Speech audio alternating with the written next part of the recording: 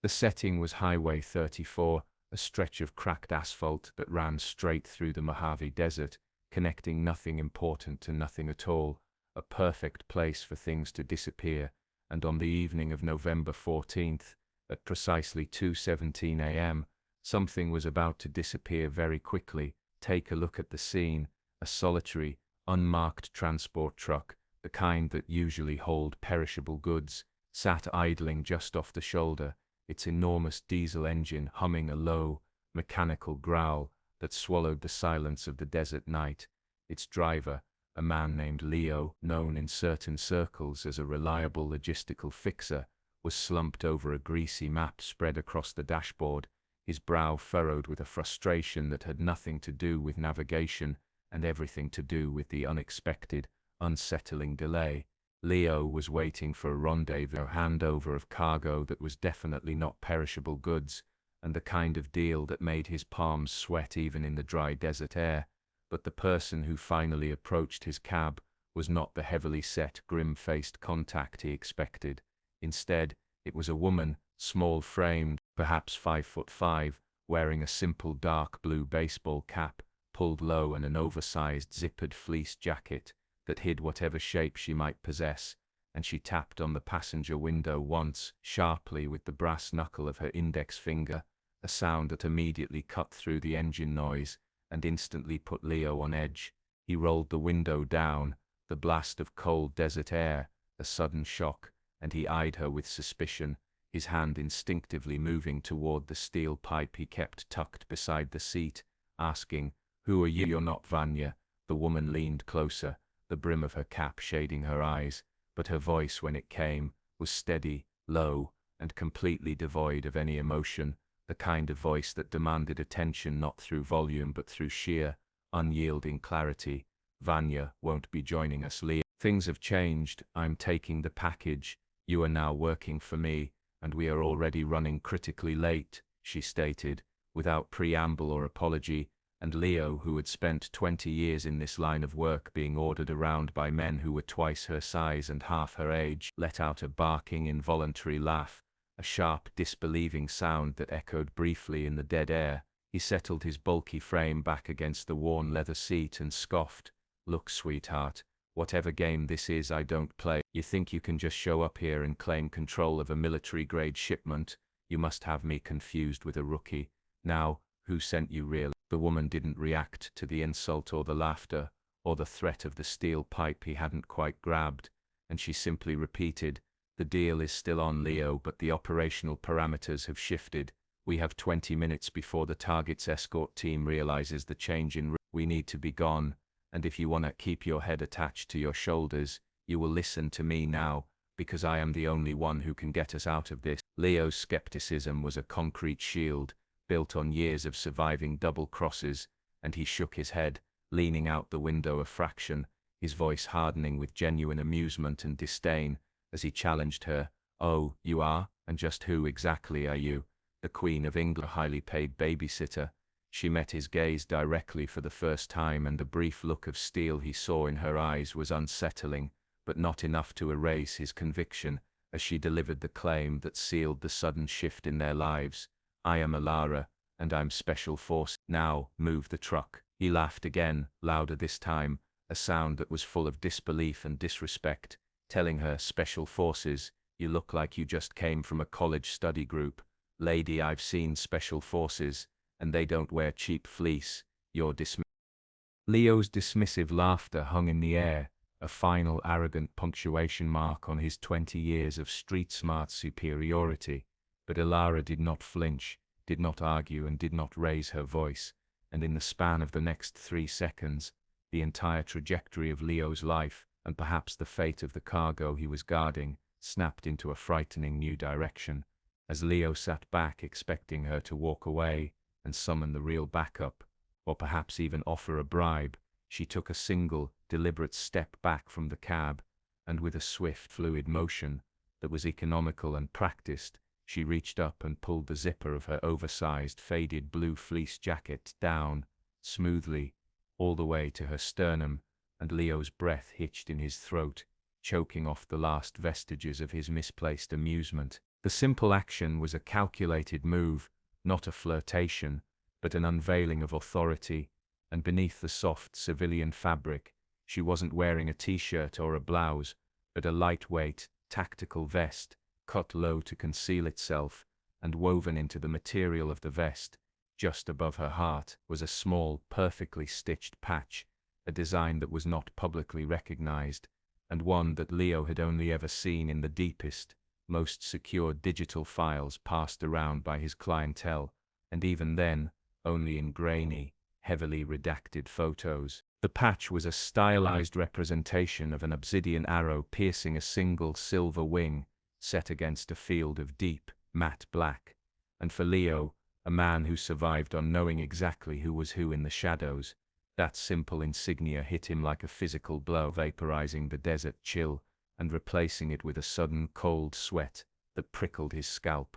This was not the patch of Delta Force, or the SEALs, or any publicly acknowledged Special Operations Group. This was the rarely spoken of Aether Unit, an ultra-clandestine joint services team that was rumored to be so compartmentalized that most high-ranking military officers weren't even aware of its existence, and their members were, according to the whispers, Leo had always dismissed as paranoid fantasy, specialists in off-grid recovery and high-value asset neutralization, and they were ghosts, efficient and lethal, and they absolutely did not wear cheap fleece jackets, except apparently when they needed to look like someone who wasn't supposed to matter. The reality was immediate and brutal. This small woman, whom he had just condescended to, was not only special forces, but potentially a tier above the ones he thought he knew, and her casual claim had been nothing less than the literal truth, a truth Leo had just laughed at, and the implications of this realization, the fact that a ghost like her was now involved, and that his original contact, Vanya, was now clearly out of the picture, sent a jolt of pure, survival terror through his system.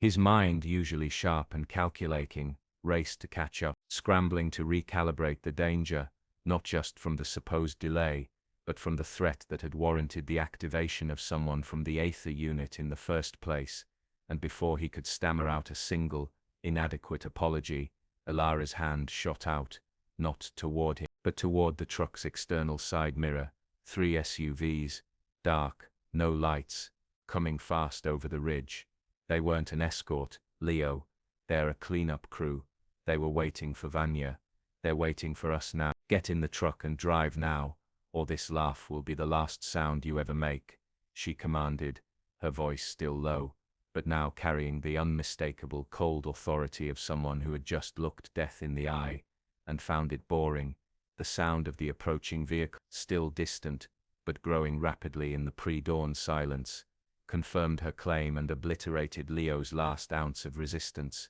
and he scrambled to throw the massive truck into gear, his heart hammering against his ribs, finally understanding that his only chance of survival was to trust the ghost with the arrow and the wing.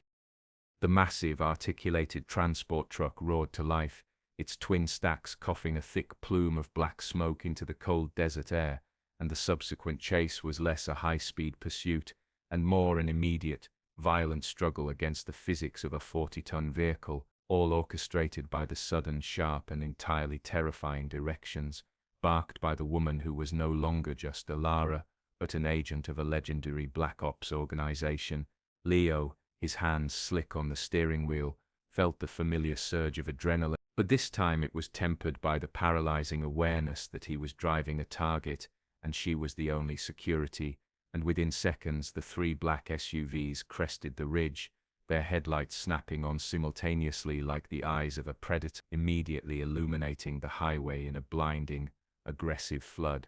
Elara, now standing in the passenger footwell, having ripped the fleece jacket completely off to reveal a sleek, form-fitting combat shirt and the tools secured to her vest, didn't bother with the door, instead smoothly sliding the side window open, a movement so swift it was almost a blur, as she issued her first clear operational command, "Hard right on the dirt track now, the one we passed 10 clicks back." Leo protested, "That's private land, it'll shred the tires," but the sheer tension in her voice silenced him, and he wrenched the enormous wheel, feeling the truck groan in protest as it hit the shoulder, and violently bounced onto the barely visible, rutted maintenance road, the cargo shuddering violently behind them. The black SUV, clearly unconcerned with property rights, followed immediately, the lead vehicle, a reinforced tactical model, already closing the distance, and then the first shot rang out, not a pop, but a sickening heavy thwack that embedded itself somewhere deep in the truck's trailer, and Leo instinctively ducked, his breath catching, but Elara remained perfectly steady, her body braced against the frame of the window, and she was already extending her arm, a suppressed 9mm pistol suddenly appearing in her hand, seemingly pulled from thin air. "Stay low, keep the speed at 35, no more. They'll overshoot the corners," she instructed, her focus absolute, her eyes tracking the lead SUV in the side mirror, and she fired 3 quick rounds,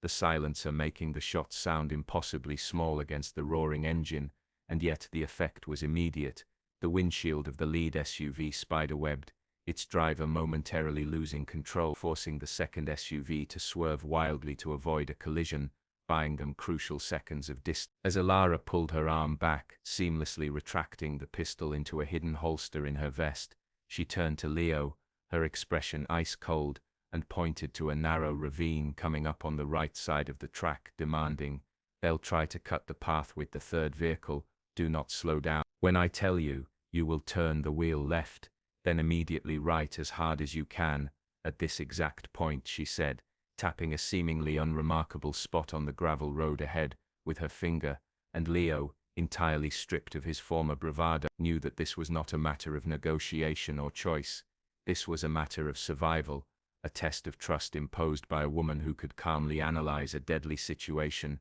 while simultaneously engaging a target, and he gripped the steering wheel so tightly his knuckles were white, waiting for the command that would either save them or send them careening into the darkness.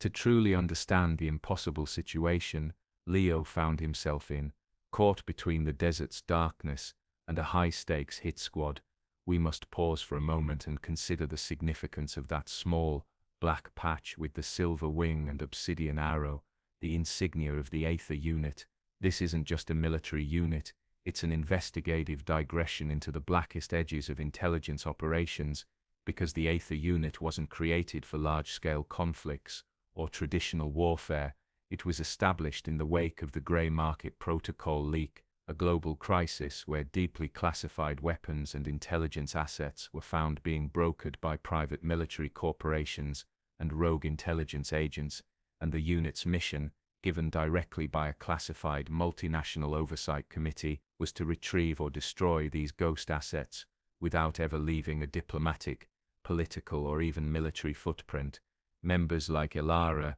whom Leo had just dismissed, underwent a selection and training process that made standard Special Forces training look like a week at camp. They specialized in deep cover infiltration, non-traditional extraction, like apparently commandeering a civilian haulage truck, and a unique form of target analysis that allowed them to predict enemy movements based on the psychological profiles of opposing agents, a skill Elara had just demonstrated by anticipating the third SUV's flanking maneuver. What does this mean for Leo? It means the cargo he was transporting, a shielded container, only referred to as the box, was not just valuable but so dangerous, so volatile in the wrong hands, that its recovery warranted the deployment of an Aether agent, which in turn suggested that the hit squad chasing them was not a rival criminal outfit, but a highly capable, likely state-sponsored group determined to acquire the box at any cost, and this is why Elara's demeanor was so cold to her. Leo was merely an unpredictable variable that needed to be managed, and the hit squad was simply a problem to be solved, with extreme prejudice, a professional hazard that she was uniquely trained to handle. Her calm under fire, her ability to instantly map out the tactical options of a civilian truck in the desert, and her seamless transition from fleece-wearing civilian to armed operative, all stemmed from a doctrine of absolute adaptability and low-visibility lethality, a doctrine that dictated that the best way to move a high-value asset was not with a convoy of tanks, but with a woman in an anonymous baseball cap and a borrowed transport vehicle. Leo's initial laughter had been based on a misunderstanding of power. He saw power in size and visibility in Vanya's grim countenance, but Elara represented a more potent, more frightening kind of power, the power of total anonymity and surgical precision, and as the truck barreled toward the narrow ravine, Leo realized he was no longer a fixer in a dangerous game, but a conscript in a war fought entirely in the shadows, led by a woman whose very existence was a classified secret, a truth he was only now beginning to fully appreciate as the gap between them and the pursuing vehicles began to close rapidly, pushing them to the edge of the unknown. The distance was closing fast. The third SUV was now visible in the side mirror, attempting to power across the scrubland to cut them off before the ravine, a calculated, desperate move that Elara had predicted with chilling accuracy, and her voice, now a sharp single-word command, tore through the engine noise and the fear in Leo's chest. Now, Leo obeyed instantly, his earlier life of defiance entirely forgotten, and he wrestled the wheel of the massive truck to the left, a wild, sharp motion that made the tires scream on the gravel, and the entire rig slid precariously close to the edge of the ravine, throwing the pursuing SUV drivers, who were anticipating a smooth, straight path, off their rhythm, and then, before the trailer could complete its disastrous slide, Elara screamed, "Right, hard right all the way," and Leo snapped the wheel back, using the momentum of the near roll to whip the front end of the truck into a high-speed, controlled drift that slammed the back of the trailer directly into the third SUV, just as it was trying to block their path, a move that would have been impossible for any conventional driver. The resulting impact was a deafening, sickening crunch of metal and shattering glass, forcing the SUV to roll violently into the ravine, its headlights blinking out one by one as it disappeared into the darkness, an immediate and brutal end to that threat, and the second SUV, now fully committed to the chase, saw the wreckage and was forced to slam on its brakes, momentarily losing its offensive position, buying Elara and Leo precious minutes. "Stop here, immediately," Elara ordered, pointing to a tight cluster of dense rock formations just ahead, and Leo brought the truck to a halt, the squeal of the air brakes cutting the night, and he was gasping, leaning his forehead against the cold steering wheel, utterly spent, while Elara was already moved, her tactical analysis already focused on the next phase. She pulled a lightweight, specialized piece of communication gear, no larger than a deck of cards, from her vest, quickly activating a scrambler function, and then she turned to Leo, her expression softening slightly, just enough to show she still saw him as a human being, and she explained the situation in sharp, clear bullet points. "The plan has to change. We can't take the main extraction route. They'll anticipate a recovery vehicle after that crash. We'll ditch the truck here and move the package by foot for the first 5 kilometers, then pivot to the secondary extraction point at the abandoned pumping station. Rendezvous time, 0430. The terrain is rough, and you are not equipped. This is where your skills change from driver to mule." She didn't ask if he was up to it. She merely stated the reality, and Leo, still recovering from the shock of the violent collision he had caused, looked at the black patch on her chest, realizing that his respect for her was now cemented, replacing the initial fear and skepticism with a sudden desperate hope for survival. He nodded once, unable to speak, and she continued, "The box pointing to the rear of the trailer is insulated, but heavy. We need to be fast. We have maybe 15 minutes before the remaining 2 teams catch up, and we cannot afford another close-quarters engagement in this terrain." And with that, she seamlessly began organizing the equipment in the cab, pulling out specialized climbing gear and high-intensity, filtered flashlights, transforming the truck stop rendezvous into a grueling, high-stakes infiltration mission, a mission to save the cargo, and by extension their lives, because one thing was now crystal clear: if the Aether unit was this deep, this off the books, the people pursuing them would not take prisoners, and the moment they stopped moving was the moment their luck would finally run out. The next hour was a brutal, silent lesson in specialized movement and terrain navigation for Leo, a man whose expertise was usually limited to highway systems and coded radio chatter, now forced to rely entirely on the instinctive precision of the Aether operative, who moved ahead of him like a shadow detached from the ground. Elara, despite her small stature, was a force of controlled energy, easily managing the weight of the specialized, reinforced box that contained a mysterious cargo, strapped to a rugged harness on her back, while simultaneously tracking their pursuers with a small, handheld thermal scanner, and her silence was as potent as her commands had been. Every step was placed with a deliberate softness, every turn of her head was calculated, and she communicated only through sharp, simple hand signals that Leo, driven by pure necessity, learned to interpret immediately. Stop, wait, low crawl, danger ahead. They moved away from the main track, pushing through dense clusters of sharp chaparral and scaling low rock faces, the rugged terrain forcing Leo to draw on reserves of physical stamina he hadn't needed in years, and he watched mesmerized as Elara navigated a narrow fissure in the rock, turning her body into an impossibly thin line, demonstrating the kind of core strength and flexibility that came only from years of brutal high-level training, the kind of training he had laughed off less than 2 hours earlier. At one point, they were forced to stop as the beam of a high-powered tactical flashlight swept within 100 yards of their position, coming from the 2 remaining pursuit vehicles which were now slowly and methodically tracking the truck's tire marks, and Elara pressed herself flat against the dusty rock, pulling Leo down beside her, pressing a single finger to her lips, and in that moment of absolute silence pressed against the rough, cold stone, Leo could hear his own heartbeat, drumming a frantic rhythm against the chilling calm of the desert night. The tense pause felt like an eternity, but it was perhaps 30 seconds before the light moved on, and Elara immediately signaled all clear, moving with the same efficiency, neither rushing nor delaying, simply executing the plan with flawless discipline, and Leo understood that her power lay not just in her combat skill, but in her complete mastery of control, both over her environment and over her own physiological responses. As they approached the 5-kilometer mark, the abandoned pumping station, their pivot point came into view, a collection of dilapidated corrugated iron structures and rust-covered machinery, silhouetted against the slowly lightening pre-dawn sky, and Elara paused, taking cover behind a low, crumbling concrete wall, and she turned to Leo, her voice now a low, intense whisper, stating, "One last They will have a small forward observation team here, 2 men, maybe 3. They'll be watching for any deviation from the main road. I need you to create a 5-second distraction on my mark, something noisy. That's all the time I need." For the first time, Leo was being asked to do more than just drive or carry. He was being asked to actively participate in the engagement, to be part of the precise, violent machinery of the ether unit, and looking at the intensity in her eyes, he knew that failure was not an option, and the weight of the responsibility settled heavily on his shoulders as he prepared for the upcoming and inevitable confrontation.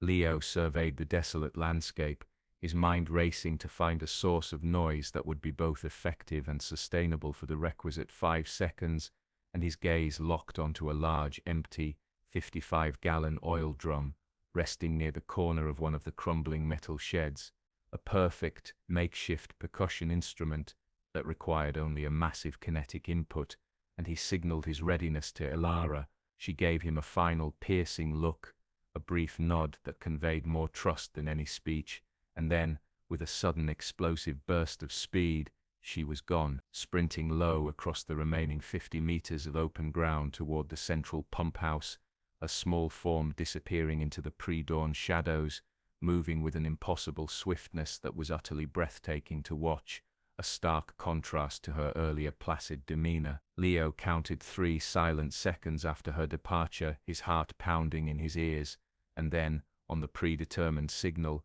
a faint, almost inaudible click sound that could have been a pebble shifting or a safety being disengaged. He launched himself from cover, running toward the oil drum. With all the desperate strength he could muster, he didn't bother looking for the observers. He focused entirely on the task, reaching the drum, and then delivering a massive side-kicking blow to its center, sending the empty metal cylinder rolling and clanging violently against the other machinery, creating a deafening, reverberating cacophony that instantly drew the attention of everyone within a quarter-mile radius. 1 second, 2 seconds, he heard a surprised shout, muffled by the sound of the drum, immediately followed by the distinct sound of 2 quick, suppressed pistol shots, coming from the direction of the pump house entrance, and Leo knew without seeing that Elara had made her entry, and the observation team had been neutralized with surgical efficiency. 3 seconds, 4 seconds, he stopped the drum with his weight, the noise dying down to a dull rumble. He scanned the dark silhouettes of the sheds, listening for any return fire, but there was only the sound of the desert wind and the residual clang of the machinery. 5 seconds, distraction complete. He returned quickly to cover, sinking back down beside the concrete wall, completely exposed but entirely exhilarated by the raw, successful execution of the plan. And moments later, Elara reappeared, emerging from the side of the main building with the same ghost-like swiftness, the cargo still secured to her back, and she moved with a subtle but noticeable change in her rhythm, confirming the confrontation had been entirely successful. She didn't offer praise or congratulations. She simply gave him another brief, intense nod of acknowledgement, one that acknowledged his specific expertise, finally validating him not as a reluctant mule, but as a genuine, contributing factor to the operation's success, a level of respect that Leo valued more than any payment he'd ever received. Clear. We have maybe 25 minutes before their main group arrives. The rendezvous is beyond the rise, she stated, her voice returning to its low instructional tone, and she pointed toward a distant, low ridge on the horizon, where the first hint of orange sunlight was beginning to creep, promising the dawn, and they began their final, uphill march. The 8th unit's patch, now stained with a slight dusting of desert sand, disappearing into the increasing light as they moved toward their ultimate goal, the fate of the box now resting on their ability to beat the clock and the approaching enemy.